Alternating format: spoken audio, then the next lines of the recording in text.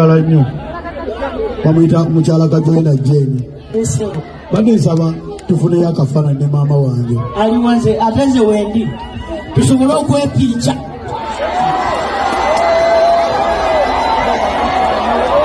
eki maama kale akatambi ako ketutandise nako mukwano gwange kogenze maaso n'okuba nti olaba katambi kamwana mulenzi Gravity Omutujju. Akatambi ako ze zimu ku ndabika za maama wa Gravity Omutujju ez'omu Lujjudde zoyinza okugamba ezikyasembyeyo oba ezasembayo.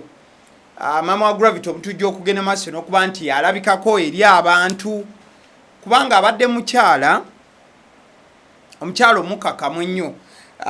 Ekika ky'omukyala atagenda maaso nakuba nti nno alabika wano na wali. Abamaama bangi betumanya abazaala ba celebrities naye nga tebava mu mawulire. Buli kadde maama wa gundi alina kyayogedde, maama wa gundi alina kyayogedde, naye maama wa Gravity Omutujju abadde mukyala gw'otasobola genda maaso nakuba nti owuliramu nnyo ekigambo ekikwata ku kyonna ekigenda maaso oba ku mutabani we oba ku bigenda maaso wana never. Ate era mukadde ke kamu maama wa Gravity Omutujju abadde kika kya maama atavaavaayo, ekyo ky'olina okumanya. Era emirundi gyonna maama wa Gravity Omutujju gy'agenze maaso n'okuba nti alabikako mu public oba okulabikako eri olujjudde lw'abantu lubaddenga ku bivvulu bya mutabani we wokka wobadde osobola ogendanga maaso n'okuba nti novaayo n'olaba maama nti no wuuno alabiseeko wano oba wuuli alabiseeko wali, but obadde tosobola genda maaso nakuba nti omulaba watali nsonga. Never. Akatambi ako kembadde ngenda maaso n'okuba nga nkulaga yali show Gravity Omutujju gye yali ategese. Gravity show gye bali bayita okwepiica. Show bali bagiyita okwepiica. Era olabye Prime Minister omukyalo ow'ekitiibwa Nabbanja bwe yali ku stage, Gravity Omutujju olw'omukwano omungi gwe yali alina eri maama we era gw'abadde nagwo ebbanga lyonna, Gravity yayagala maama ayongere okumusembereza ku bantu bano abanene. Maama ayongere okuba nti naye atuula ne bakabejja ng'omutabani we yagenda maaso n'okuba nti akikola n'abantu akikubye mu industry ne baba nga bamwaniriza era ng'atuula n'abanene wano na wali. Okujjukizaako, so Gravity yayita maama we n'ajja, era maama we yajja, maama yali musanyufu nnyo okufuna ekifaananyi n'omukyala Nabbanja Prime Minister mbuufu obwo. Ate ng'ojjukira nti essaawa zino Uganda erina abakyala babiri abali mu positions ennene nnyo, in fact bali basatu. Ojja kulaba nti Vice President w'eggwanga lino omukyala Jessica Alupo omukyala, Prime Minister omukyala Nabbanja, Speaker omukyala Anita Among. So maama wa Gravity Omutujju mbuufu obwo naye yali musanyufu nnyo okubeera nti abakyala bali mu bifo ebyo ebinene, ate omutabani n'agenda maaso n'okuba nti abamusembereza wali. So Gravity yagamba Prime Minister akkiriza ofuneko ekifaananyi ne maama wange. So ze zimu ku moments maama wa Gravity Omutujju azazze okubeera nti appreciatinga nnyo mutabani we okuba nti atambudde n'atuukira ddala waggulu. Okujjukizaako era mukadde ke kamu, Gravity Omutujju lumu yagenda maaso n'okuba nti atulika n'akaaba. Era obutambi obwo bwatambula nnyo nga Gravity ali mu maziga amanje. Gravity ekyali kimukaabya yalowoozaako ku maama we wamu ne gye yava oba background ye. Era Gravity yagenda maaso n'okuba nga akola statement eyali egamba nti ewaffe nze avuddeyo. Mu kuba nga nze nvuddeyo ewaffe nze nvuga n'emmotoka kuba nze yasooka okugula emmotoka ewaffe. Statement eyo ngetegeeza kintu Gravity Omutujju newankubadde yava mu bwawa Buyugeresom ng'erinnya lye bwe lirabika, yava mu bwawa Buyugeresom n'afuka Gravity Omutujju, wabula teriiyo olunaku na lumu Gravity lwe yeerabira gye yava ng'atandikira ddala ku maama yamuzaala. Gravity teyeerabirako mbeera maama mwe yayita okulaba nti amukuza.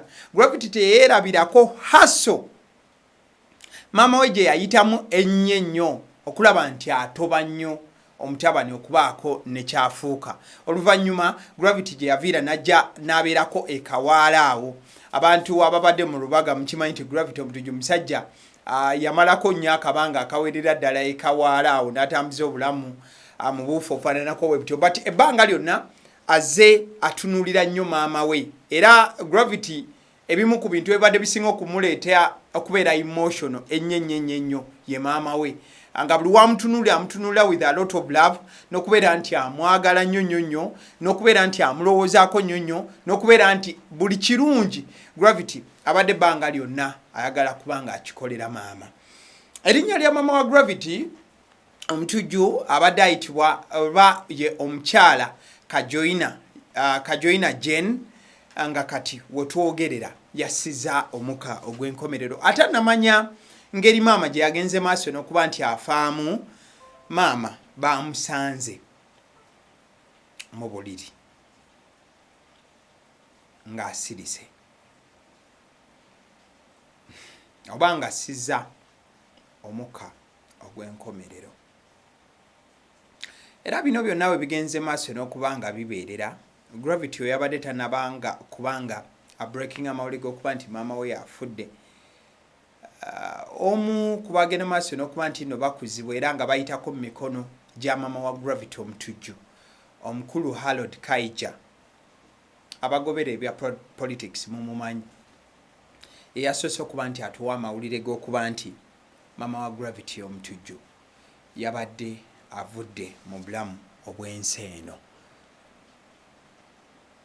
Njagala nkuweyo scenario emu nziramu, njagala nkuweyo scenario emu eyajja mu mawulire nga buli omu yagiraba, era eno scenario ye yaleetera buli muntu eyali agenda mu maaso n'okuba nti ayasamya akamwa ke ng'akaasamiza maama wa Gravity Omutujju okukakasa n'amanya nti Gravity bwe kituuka ku maama we tobikkula kamwako ng'oyogera kintu kya bussiru. Waliwo omuvubuka amanyiddwa nga Kakono. Abali ku TikTok oba ababeera ku TikTok mumanyi omuvubuka gwe bayita Kakono. Kakono ya recordinganga zi video ng'avuma maama wa Gravity Omutujju. Kakono ya recordinganga video ng'ayisa maama wa Gravity Omutujju mu kamwa ke mu mbeera etasaanidde. Gravity Omutujju kye yakola si bya ssanyu kubanga embeera eriwo yakufiirwa era ya nnaku. Wabula ky'olina okumanya, Gravity Omutujju kye yakola yakwata mwana mulenzi Kakono. Bino bigambo bya Kakono. Gravity yakwata Kakono n'abaako we yamutwala. Byonna bye baakola Kakono, Kakono ne waabirowoozaako eddakiika eno amaziga gamuyunguka. Era Kakono ye yekka asobola okubabuulira engeri level Gravity gy'abadde ayagala maama we. Gravity obadde toyogera kigambo kya bussiru ku nnyina. Gravity obadde tosobola yisa maama we mu kamwa n'ogenda nakyo. That is to what extent Gravity Omutujju gy'abadde ayagalamu maama we. Gravity abadde ayagala maama we ekitenkanika. Omukyala Kajoyina Jen asize omukka ogw'enkomerero olunaku lwaleero. Twongera okusabira Gravity Omutujju, twongera okumusabira si Gravity Omutujju yekka, family ya Gravity Omutujju, mukyala wa Gravity Omutujju, abaana ba Gravity Omutujju abaviiriddwako jjajja waabwe, baganda ba Gravity, bakulu be bato be, baganda ba maama, the whole family, ekika kyonna bali mu kunyolwa okw'amaanyi nti maama yavudde mu bulamu obw'ensi eno. Ffe nga YouTube channel ayagaliwo, information yonna egenda okubanga ejja mu line eyo tugenda kuba tugireeta essaawa zino n'akakubo kawulira katonnya, wabula tugezaako okwongera okuba nti tubaleetera ebyo information nga buli gwegenda maaso n'okuba nti etambula ku side eyo tugenda maaso n'okubanga tugireeta. Gravity Omutujju tukusabira nnyo guma muganda wange guma